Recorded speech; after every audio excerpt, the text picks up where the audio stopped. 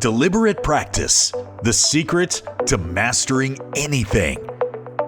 Did you know that in the 1980s, the Chicago Bulls were labeled as a traveling cocaine circus? This was because the entire team was reckless and indulged in cocaine, weed, alcohol, and womanizing. But there was a rookie who was different. He showed up to practice early, worked hard, and never touched drugs or alcohol. His name was Michael Jordan. We all know that Michael Jordan is one of the greatest basketball players of all time. But was he just lucky? Was he born with some natural talent that others didn't have? The answer is simple: no. Michael Jordan became great through something called deliberate practice. So what is deliberate practice, and how do we go about it? Deliberate practice is a type of practice that is specifically designed to improve your skills. It's not just going through the motions. It is focused, purposeful, and feedback-based. Whether it's a sport, musical instrument, or a new language, deliberate practice is the key to mastering any skill, and we do mean any skill. So if you want to learn how to enhance your abilities when it comes to mastering a craft, you'll want to stick around and learn all about it.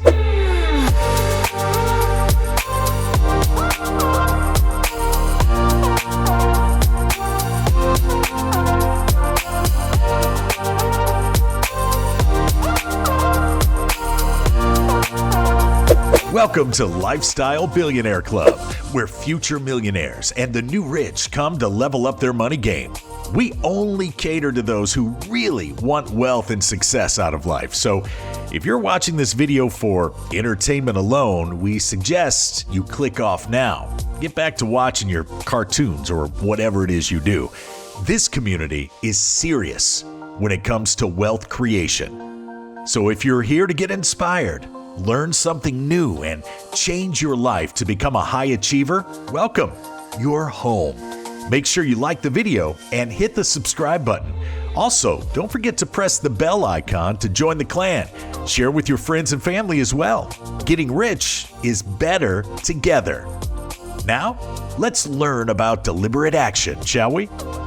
You may often find yourself thinking, am I born with the natural talent required to become an expert in something? Unfortunately, the answer is both yes and no. You see, some people are born with certain advantages. For example, a player is more likely to become successful in basketball if he or she is tall. But does that mean that every tall person will become a great basketball player? Of course not. Many factors, such as skill, hard work, and practice, ultimately determine the likelihood of your success. The same goes for any other field or endeavor. Natural talent does give you a head start, but as Tim Notke said, hard work beats talent when talent doesn't work hard. So whether you have a natural talent or not, be willing to put in the hard work, and you'll surely achieve excellence. A widely cited study by K. Anders Ericsson also backs this up. It found that the best violinists in the world had logged at least 10,000 hours of practice by the time they turned 20. For the record, not all violin virtuosos practiced 10,000 hours to reach this level. Some achieved the expert stage by putting in less hours. However, the 10,000 hour rule applied to the overwhelming majority of individuals. Think of the many so-called natural talents that didn't make the cut just because they were not ready for the grind. Deliberate practice is something that you can apply to your life starting today. You can do it in any field, whether sports, music, dance, or academics. All you need is measurable results and feedback to improve your performance. Remember, it is all about setting specific goals, getting immediate feedback, and constantly pushing yourself to reach the next level. Also, the goal here is not just to get better, it's to become an expert. This can only be done through years of purposeful and focused practice. To make deliberate practice more straightforward for you, we've compiled a 7-step guide to follow. Memorize these 7 steps and make them part of your day-to-day lifestyle, and you'll be sure to find success in life. Number 1, pick up a skill. First of all, you need to have a skill that you want to get better at. It could be anything from cooking to playing the piano, learning to code, or becoming a better public speaker.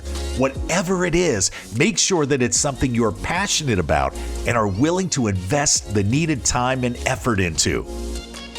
You can also apply deliberate practice to multiple things at once. Just make sure that you don't overwhelm yourself, because down the line, it can, and most probably will, get difficult. Number 2, set specific goals. Once you've decided on the skill or area you want to focus on, it's time to set some goals. There are 2 types of goals you can select: process-oriented and outcome-oriented. Process-oriented goals are the ones that focus on the journey rather than the destination. They help us stay focused on improving our performance with each passing day. Outcome-oriented goals, on the other hand, focus on the end result. And while having an outcome-oriented goal is not wrong per se, it can often lead to disappointment and frustration if things don't go as planned. So instead of setting an outcome goal like, I want to get an A on my math test, try setting a process goal such as, I will study for 1 hour every day. Once you get better and start seamlessly maintaining the process, switch to outcome-oriented goals with predetermined results. Make sure that you set up achievable goals. For instance, if you're currently receiving a C in mathematics, don't aim for an A right away. Instead, start with a B and then work your way up from there. This assures that the process occurs naturally and smoothly. Number 3, get immediate feedback. This is one of the most critical aspects of deliberate practice. You need to have some sort of feedback mechanism in place so that you can track your progress and identify areas that need improvement. This feedback can come in various forms. It could be a graded assessment or even a recording of yourself while practicing, which you can play back later and analyze your performance. Or it could be more sophisticated, like using a heart rate monitor while working out to see if you're pushing yourself hard enough.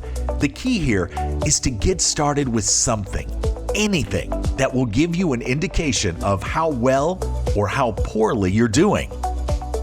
Number 4, break down the skill into smaller parts. Once you've identified the skill or area you want to focus on, it's time to break it down into smaller parts so that you can work on each of them individually.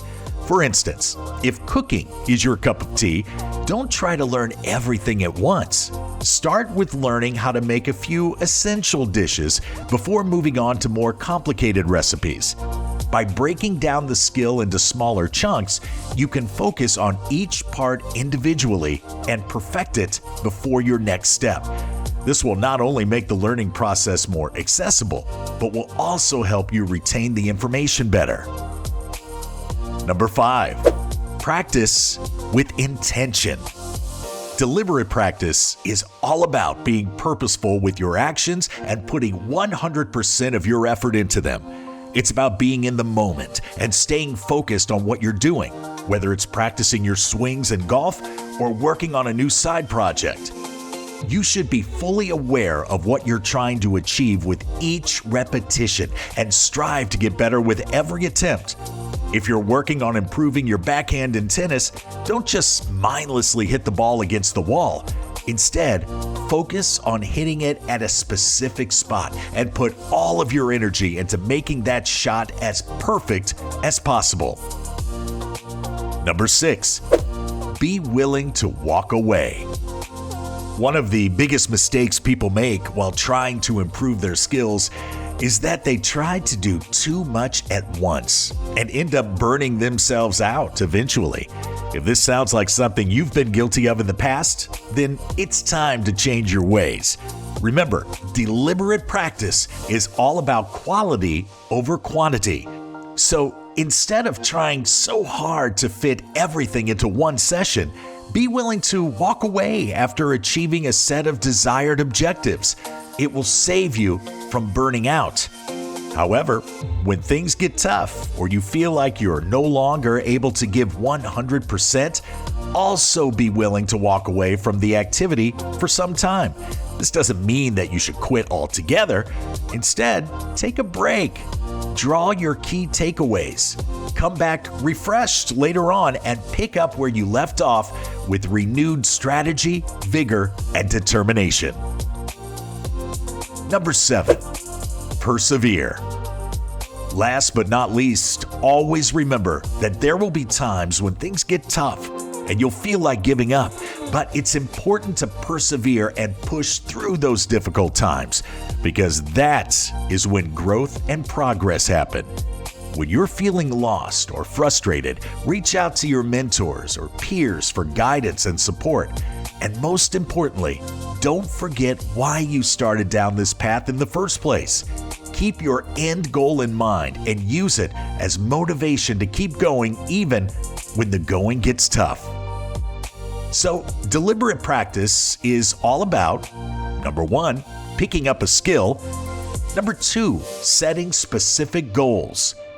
Number 3, getting immediate feedback. Number 4, breaking down the skill into smaller parts. Number 5, practicing with intention. Number 6, being willing to walk away and coming back. Number 7, above all, persevering.